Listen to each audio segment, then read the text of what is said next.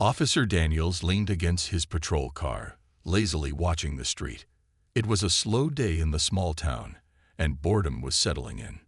He tapped his fingers on the side of the car, his eyes scanning for any sign of trouble. The town was quiet, almost too quiet, and Daniels liked to be in control. He often picked on people who wouldn't fight back, easy targets. Across the street, an elderly woman was slowly making her way down the sidewalk. She wore a long, faded coat, and her silver hair was neatly tied back. She walked with a cane, her steps slow and deliberate, as if every movement took effort. Daniels narrowed his eyes. There was something about her that caught his attention. She looked like she didn't belong in the town, like she had just wandered in from somewhere else. And to Daniels, that was enough reason to harass her. He pushed himself off the car and crossed the street, moving with the confidence of someone who knew he wouldn't be questioned. As he approached the woman, his boots clacked loudly on the pavement, but she didn't seem to notice him until he was just a few feet away. "Hey you," Daniels called out, his voice rough. "What are you doing here?" The woman looked up slowly, her eyes calm but focused. "I'm just passing through," she said in a soft voice, her words measured. Daniels didn't like her calmness. Most people got nervous when a cop confronted them, especially someone like him. But this woman seemed completely at ease, as if she didn't have a care in the world. Passing through, Daniel stepped closer, towering over her. "Where's your ID? Let's see it." The woman frowned slightly but didn't seem intimidated. "I don't think that's necessary," she replied, her voice still calm. "I'm not causing any trouble." Daniels didn't like that answer. He was used to people obeying him without question. His hand moved to his belt, fingers resting near his baton. "It wasn't a request," he said, his tone growing harsher. "Show me your ID, or I'll have to take you in."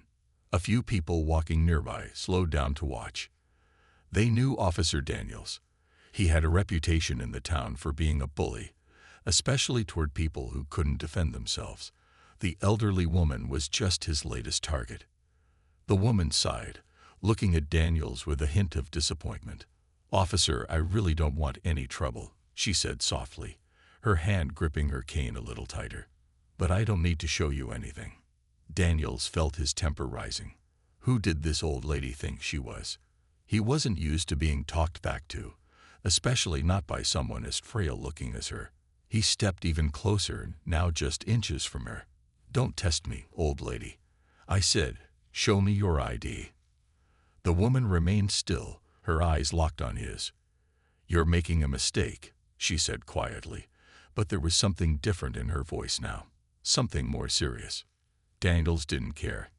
He was in control here, and no one would tell him otherwise. Without warning, he reached out and grabbed her arm, squeezing it harder than necessary. "That's it. You're coming with me." A few people in the crowd gasped, but no one moved to stop him. They had seen Daniels do this before. He'd take people in, rough them up a bit, then let them go with a warning. The elderly woman winced slightly as his grip tightened, but her expression didn't change much. "I warned you," she said softly, barely above a whisper. "Let go of me." Daniel scoffed. "Or what? You gonna fight me, Grandma?" He gave a sharp, mocking laugh. But before he could say anything else, the woman's free hand moved lightning fast. With surprising strength, she twisted out of his grip and stepped back, her cane held firmly in front of her, as if ready for defense. The crowd gasped again, their eyes wide with shock. How could an elderly woman move like that? Daniels was stunned for a moment, but his pride wouldn't let him back down. He reached for his baton, pulling it out and pointing it at her. "You think that little cane of yours is gonna stop me?" The woman didn't answer. She simply stood there, calm and steady, as if she was waiting for him to make the next move. Daniel's anger flared. He had to show the crowd he was in control. Without thinking, he lunged forward, swinging the baton at her. But just as quickly as he moved, the woman sidestepped, her cane flashing through the air and knocking the baton right out of his hand. Daniel stumbled, shocked and embarrassed. The crowd murmured in surprise. This wasn't how things usually went. Daniels was always in charge. But this time, it was different. "You've made a big mistake, officer," the woman said, her voice still calm but carrying a weight that made Daniels pause. "You don't know who I am." Daniels, breathing heavily, glared at her, but for the first time, there was fear in his eyes. Something was very wrong here, and he didn't like it. The crowd watched in stunned silence as the tension hung thick in the air. Officer Daniels, his face flushed with anger and embarrassment, struggled to regain control of the situation. The elderly woman stood her ground, her cane poised as if it were a sword, radiating calm authority. "What did you just do?" Daniels barked, scrambling to retrieve his baton from the ground. His hands trembled, but he quickly masked it with a scowl. He didn't want to appear weak in front of the onlookers. Evelyn, the elderly woman, regarded him with cool confidence. "I told you to let me go, officer. You didn't listen." Her voice was steady, yet there was an undertone that hinted at something much deeper. "Who do you think you are?" he snapped, trying to sound threatening but feeling the weight of her gaze. "Some kind of superhero. Just because you can swing that cane doesn't mean you can take on the law." The crowd began to murmur, whispers bouncing off one another like echoes in a canyon. They had never seen a confrontation like this. Most were afraid to interfere with Officer Daniels, but the sight of him being challenged by a frail old woman stirred something within them: curiosity, courage, and a hint of admiration for her bravery. "I'm no superhero," Evelyn replied, her expression unchanging. "I'm a protector, just like you claim to be. But your badge doesn't give you the right to harass the innocent." As she spoke, Evelyn began to channel her energy, and a subtle shift in the atmosphere caught everyone's attention.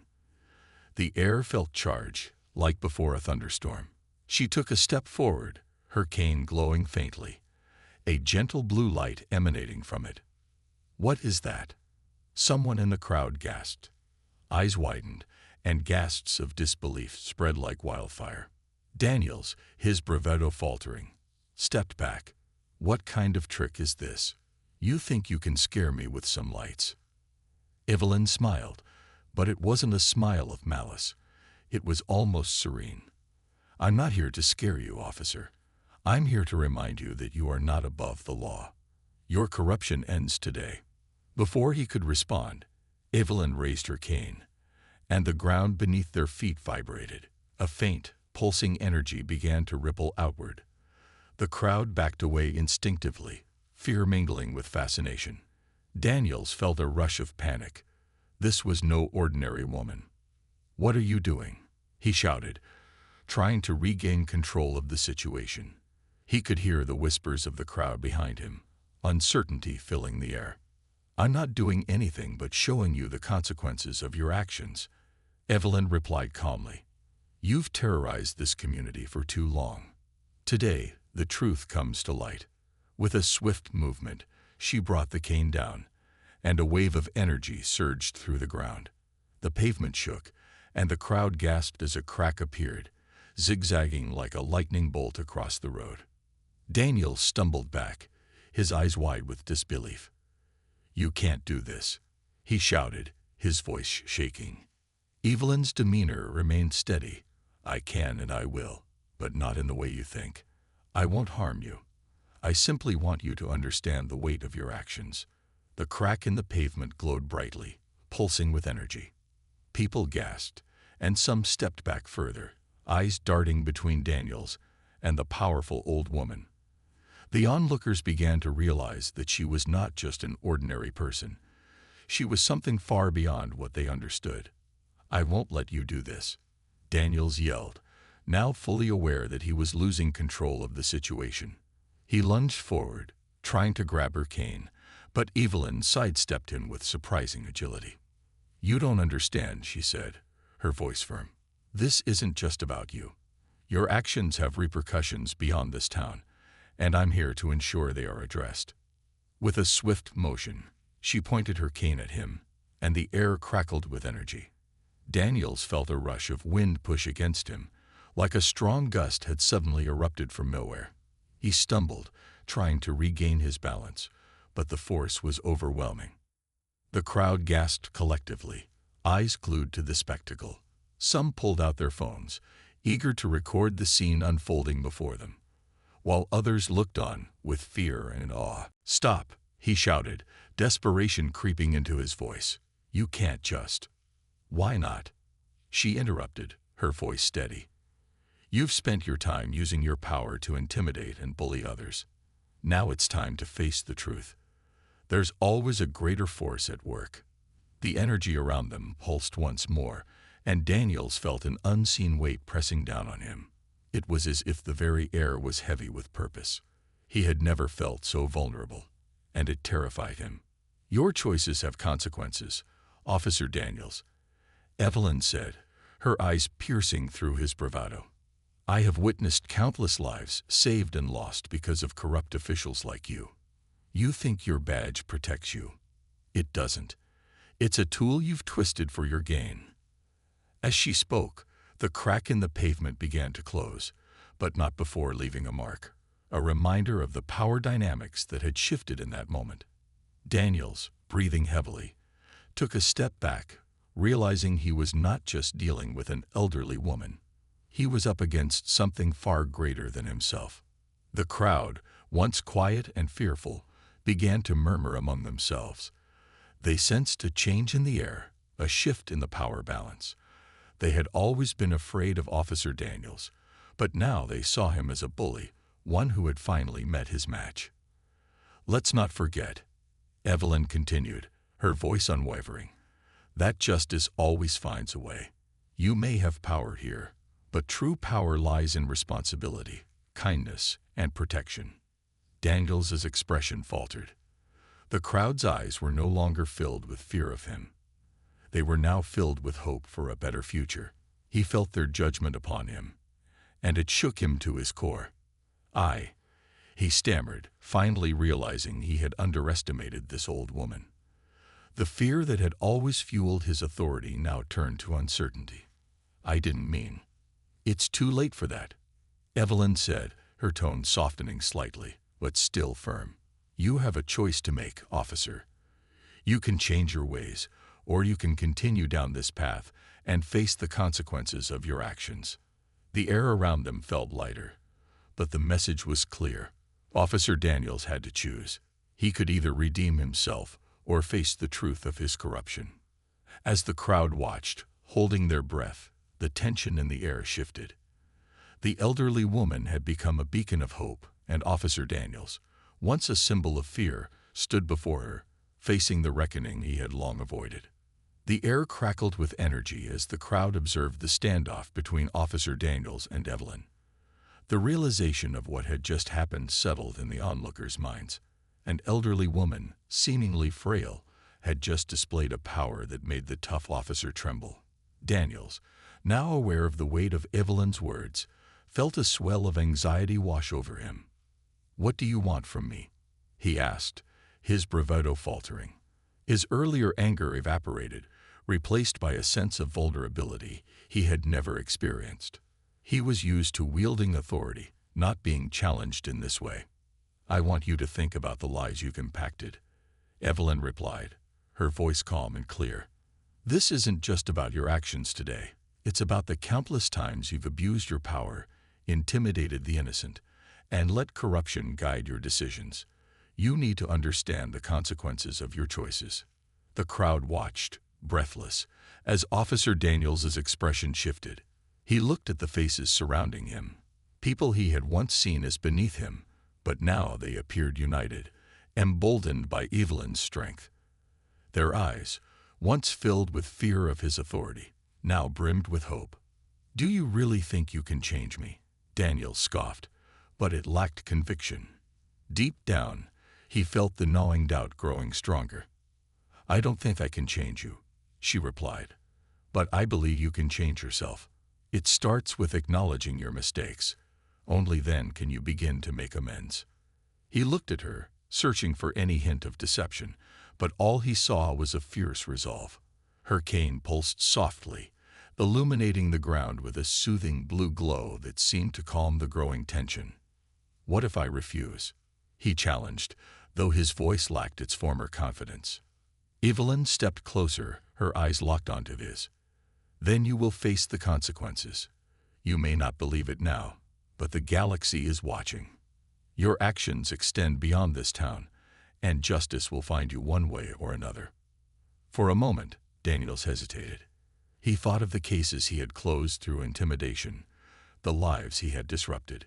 He could hear the whispers of the people he had wronged, the fear he had instilled in them.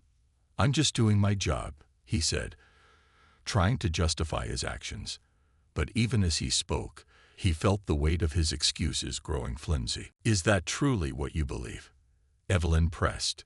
"Are you really protecting anyone, or are you just protecting yourself? A badge is meant to uphold the law, not bend it to your will." Daniels felt cornered, and anger flared within him. "You think you can come here, in front of all these people, and dictate my choices? You have no idea what it's like to be in my shoes." "Perhaps not," she conceded, her tone softening. "But I do know what it's like to be oppressed and silenced. I know what it feels like to stand against those who abuse their power. It's a burden that weighs heavily, and it's a path that leads to loneliness and despair." The crowd stirred, and some began to murmur their agreement. The more they heard Evelyn's words, the more they began to reflect on their own experiences with authority figures. "What's it going to be, Daniels?" someone shouted from the crowd, breaking the tense silence. "Will you change? Will you choose to protect us?" Evelyn turned to the voice, nodding in encouragement. "You have the chance to be a part of something greater than yourself, officer. You can become a protector, someone who stands for justice and hope instead of fear." Daniels looked back at Evelyn, his heart pounding in his chest. He had spent years being the one in control, the one people feared. Now, for the first time, he felt the walls of that power crumbling around him. "I don't know if I can change," he admitted, his voice quieter now, filled with uncertainty. "I've done so much wrong." "You can start by making a choice," Evelyn replied, her gaze steady and firm. "Every journey begins with a single step. Acknowledge your past and let it guide you to a better future." He felt the eyes of the crowd on him, filled with anticipation. The pressure weighed heavily on his shoulders. But deep down, something began to shift. Was it hope? Redemption? "Maybe I can," Daniels began, but his voice trailed off. He was terrified of admitting his flaws, of revealing his true self. Evelyn stepped closer, her voice gentle yet firm. "It's okay to be afraid, officer. Everyone is afraid at some point in their lives. But courage isn't the absence of fear, it's the determination to face it. It's choosing to do what's right, even when it's hard." The words resonated deeply within him. For the first time, he didn't feel like a soldier on the battlefield, but rather a man standing at a crossroads. "I'm tired of living in fear," he finally admitted, a spark of vulnerability shining through. "I'm tired of being the bully. I want to protect those who can't protect themselves. But I don't know how." Evelyn smiled, her expression softening. "That's a start, officer. Recognizing the problem is the first step. Now, you need to act on it." As he stood there, he felt the weight of his past mistakes, but this time it didn't crush him. Instead, it propelled him forward. He had a chance to change, not just for himself, but for everyone who had suffered because of him. "What do I do?" he asked, his voice barely above a whisper. "Begin by apologizing," she said simply. "Reach out to those you've wronged. Listen to their stories, understand their pain. Only then can you begin to rebuild what you've broken." Daniels nodded slowly, a newfound determination blossoming within him. The path ahead was uncertain, but it was also filled with possibility. As he looked around at the crowd, their faces hopeful and expectant, he knew he had made a choice. "I will change," he said, his voice stronger now. "I'll make things right." Evelyn's smile widened, and the atmosphere shifted once more. The energy around them felt lighter, as if the very world was applauding his choice. Then let this be the day that begins your journey, she said. You're not alone. We are here with you. As the crowd erupted in applause, the barriers that once separated them began to dissolve. In that moment, Officer Daniels transformed from a figure of fear to a symbol of hope. Days passed since Officer Daniels made his vow to change, and the weight of his commitment rested heavily on his shoulders. Each morning, he awoke with a renewed sense of purpose, but the task ahead felt daunting. How could he begin to make amends for years of wrongdoing? The answer wasn't clear, but Evelyn's words echoed in his mind, urging him forward. One afternoon, Daniels sat at his desk, sorting through old case files. Each document reminded him of the people he had failed, the victims he had dismissed, the lives he had disrupted. His hands trembled as he picked up a file marked Case Number 1. Inside, he found the details of a young man he had unjustly accused. Jacob Reynolds, he whispered, recalling the scared look in the boy's eyes when he had cornered him in the alley. What have I done? Determined to find Jacob, Daniels dusted off his old police cruiser and drove through the streets he had once patrolled with arrogance. The familiar neighborhoods now felt foreign to him. He noticed the weary faces of the residents, their eyes filled with distrust as he passed. After some searching, he found himself in front of a small rundown house at the end of a quiet street. It was the same house from Jacob's file. Taking a deep breath, he knocked on the door. A woman in her late 30s opened it, her eyes wary but curious. Yes, she asked, glancing at his uniform. Is Jacob here? Daniels replied, trying to sound as friendly as possible. Who wants to know? She asked, crossing her arms. I'm Officer Daniels, he introduced himself, feeling the weight of his badge. I'd like to speak with him about a case from a few years ago. The woman narrowed her eyes. What do you want with my son? I need to apologize, he said, his voice steady but sincere. I made a mistake. I hurt him, and I need him to know that I'm trying to change. She studied him for a moment, weighing his words. Finally, she nodded and stepped aside. He's in the back. You can talk to him, but you better mean what you say. Daniels stepped inside, the scent of home-cooked meals wafting through the air. He made his way to the backyard, where Jacob sat on an old swing, his expression distant and guarded. The boy was now 16, a teenager who had faced far too much for someone his age. Jacob, Daniels called softly, approaching slowly. Can we talk? Jacob looked up, his expression shifting from confusion to anger. What do you want? You think you can just show up after everything.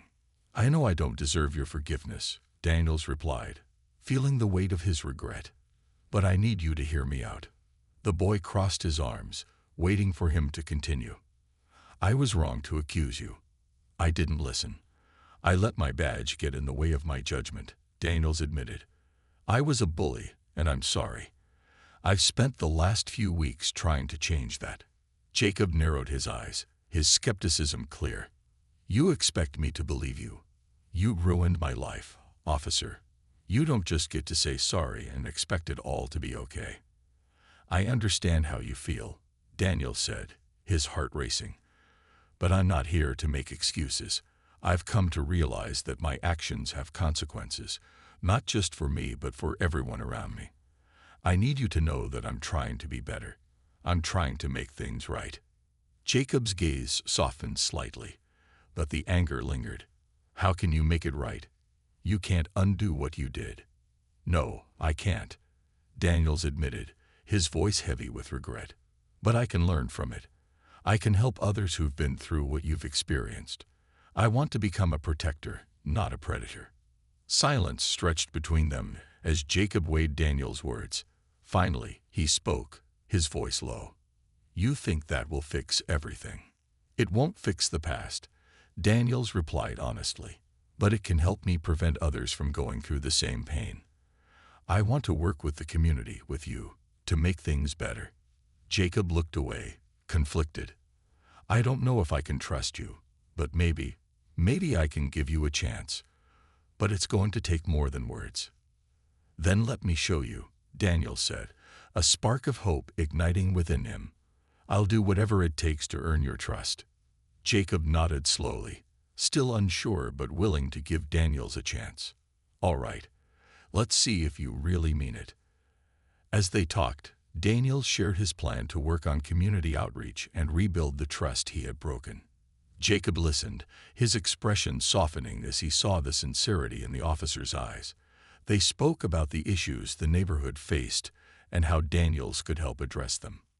Over the next few weeks, Daniels met with Jacob and other community members, helping to create programs aimed at building trust between law enforcement and the residents. They organized events where people could voice their concerns and share their experiences. Slowly, they began to rebuild the fractured relationship that had existed between the community and the police. One evening, while organizing a neighborhood cleanup, Daniels noticed a familiar figure in the distance. It was Evelyn, her cane glowing softly as she approached. She watched the interactions between Daniels and the community with a proud smile. "Look at you, officer," she said, her eyes twinkling. "You're making a difference." "I'm trying," he replied, feeling a sense of pride swell within him. "I've realized that being a protector means more than just wearing a badge. It means being part of the community." Evelyn nodded, her expression warm. "You've come a long way. Remember, the journey doesn't end here. Keep listening, keep learning, and keep growing." As the sun set behind them, casting a golden glow over the neighborhood, Daniels felt a renewed sense of purpose. The path to redemption was long, but with each step, he could feel the burden of his past lifting. Together with Jacob and the community, he was forging a new future, one filled with hope, understanding, and the promise of change. As Officer Daniels continued to engage with the community, he felt a sense of purpose he had never experienced before. Each event he organized seemed to strengthen the bonds of trust between the police and the residents. However, he soon discovered that the road to redemption was not without obstacles. One afternoon, Daniels and Jacob were setting up for a community meeting in the local park. Colorful banners flapped gently in the breeze as families gathered, excited to voice their concerns and hopes. Just as they finished, a commotion erupted near the entrance. "Get off me," shouted a young man, his voice laced with anger. A group of officers, including Daniel's former partner, Officer Richards, had cornered him. The young man, Marcus, was known in the neighborhood for petty crimes, but Daniels had been working to help him turn his life around. "Let him go," Daniels called, rushing towards the scene. His heart raced as he saw Marcus struggling against the officer's grip. "Stay out of this, Daniels," Richards barked, his tone cold and dismissive. "This kid is trouble. He needs to learn a lesson." By using force, Daniels countered, stepping between Marcus and the other officers. "You're only pushing him further away from the help he needs." The crowd had gathered, watching the scene unfold with a mix of fear and anticipation. Jacob stood nearby, tension radiating from him as he watched the confrontation. The people had begun to murmur, unsure of how to react. "Officer Daniels, you have no authority here," Richards snapped. "We're just doing our job." "Your job should be to protect, not to intimidate," Daniels shot back, keeping his voice steady. "This isn't the way to handle things." "Step aside, or I'll take you in too," Richards threatened, glaring at Daniels with disdain. "Enough." Evelyn's voice rang out as she approached the scene, her cane glowing brightly. The crowd parted for her, and she stepped forward with a sense of authority that commanded attention. "What you're doing is wrong. This isn't how you serve and protect." Richard's expression twisted in disbelief.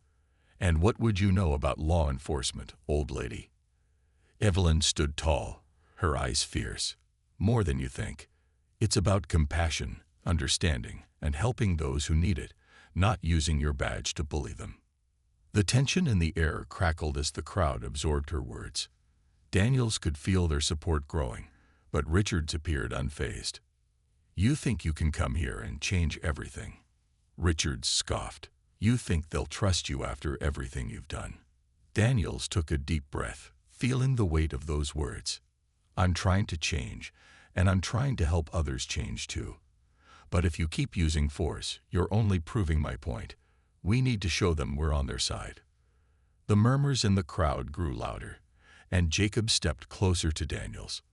"Let him go, Richards. We're trying to build something here, not tear it down." For a moment, it seemed as though the pressure might boil over. Then, as if sensing the shift in the crowd, Richards hesitated. The sight of so many concerned faces made him reconsider. "Fine," Richards grumbled, releasing Marcus and stepping back. "But don't think this is over, Daniels. I'll be watching you." As the officers walked away, the crowd erupted in a mix of cheers and applause. Daniels breathed a sigh of relief, grateful for the support. He turned to Marcus, who was still catching his breath, shock painted across his face. "Are you okay?" Daniels asked gently. "Yeah, I guess," Marcus replied, still visibly shaken. "But why did you help me? I've messed up a lot." "Because you deserve a chance," Daniels replied, sincerity in his voice. "I believe you can turn things around. We all can. Let's work together." The rest of the community meeting unfolded with a sense of camaraderie. People spoke up about their experiences, sharing their hopes and dreams for the future. Daniels listened intently, taking notes and promising to bring their concerns to higher authorities. That night, as Daniels lay in bed, he reflected on the day's events. He felt proud of the progress they had made, but he also recognized the challenges ahead. The community was still wary of law enforcement, and not everyone would accept the changes he was trying to implement. The next day, he received an unexpected visitor. Jacob came to his house, a determined look on his face. "We need to talk," he said, his tone serious. "What's up?" Daniels asked, sensing the urgency. "I've been thinking about Marcus," Jacob began. "He needs more than just words. He's been in and out of trouble for a while now, and he doesn't know how to get out of it." "I agree," Daniels replied. "But what do you think we should do?" "I think we should help him directly," Jacob proposed. "Maybe we can set up a mentorship program for kids like him, something that gives them guidance and support instead of just punishment." Daniels felt a spark of excitement. "That's a brilliant idea. We can bring in local businesses and community leaders to help mentor these kids. We need to show them there's a better way." "Exactly," Jacob said, his enthusiasm growing. "If we can show them that people care, maybe they'll be more willing to change." As they brainstormed ideas, Daniels realized that the support of the community was invaluable. They were stronger together, and with each challenge they faced, they could continue to build a brighter future. That night, after discussing their plans, Jacob left with a smile, and Daniels felt a renewed sense of hope. Yes, challenges lay ahead, but they were not alone. They would face them together, united in their mission to create a safer, more inclusive community. As he settled down to sleep, Daniels thought of Evelyn's words, "Keep listening, keep learning, and keep growing." He knew the road to redemption was long, but with each step, they were forging a new path, one of understanding, empathy, and hope. As the days turned into weeks, the community's trust in Officer Daniels began to grow. The mentorship program he and Jacob had launched attracted more participants than they had imagined. Local businesses offered resources, and community members stepped forward to mentor the youth, creating a network of support. It felt like a revolution of hope was beginning to take place in the neighborhood. However, not everyone was pleased with the changes. Officer Richards and a few of his colleagues remained skeptical. They saw Daniels' efforts as a threat to their authority and a challenge to the old way of doing things. One afternoon, while Daniels was at the community center, Richards confronted him. "You think you're some kind of hero now, don't you?" Richards sneered, crossing his arms. "Just because a few people clap for you doesn't mean you're making a difference." Daniels remained calm, refusing to rise to the bait. "I'm trying to do what's right.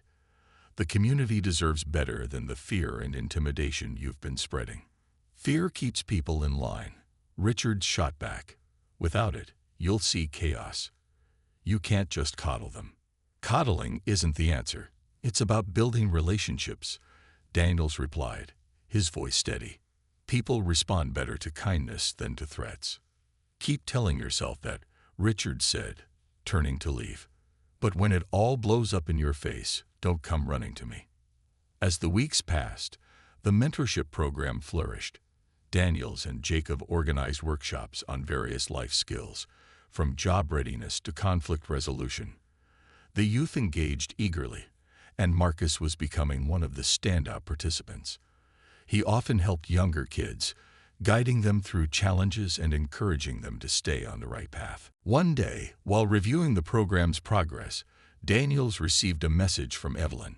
She wanted to meet at the park to discuss something important. Curious and slightly anxious, Daniels agreed. When he arrived, he found Evelyn sitting on a bench, her cane beside her. Her eyes sparkled with wisdom, and she smiled warmly as he approached. Officer Daniels, thank you for coming. I have something to share. Of course, Evelyn. What's on your mind? He asked, taking the seat beside her. I've been watching your efforts closely, she began. You're making a real difference, but I sense something looming on the horizon. What do you mean?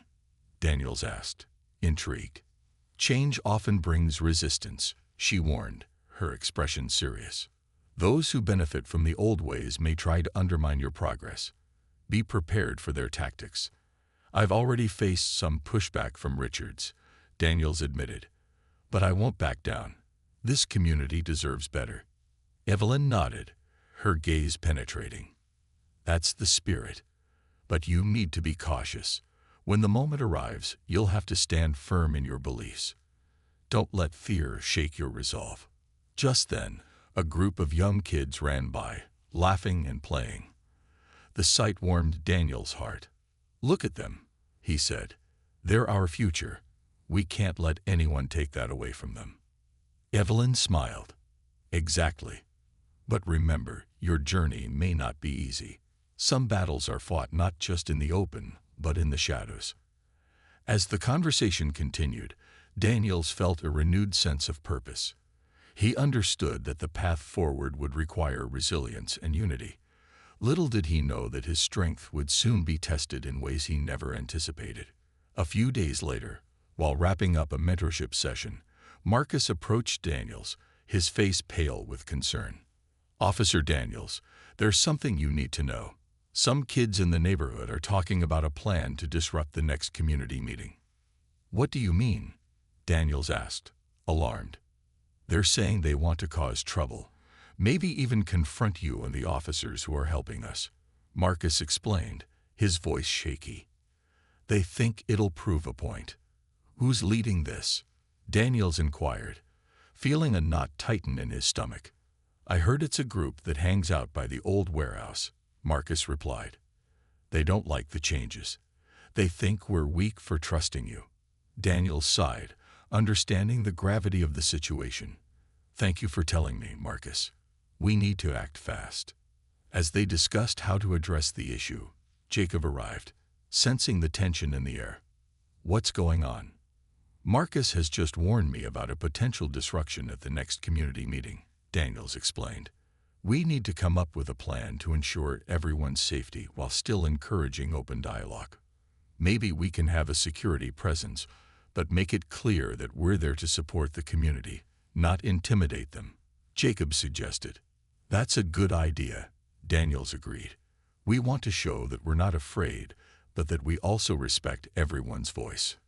As the meeting approached, Daniels felt a mix of excitement and dread. He knew the stakes were high, and the community was counting on him to lead with integrity.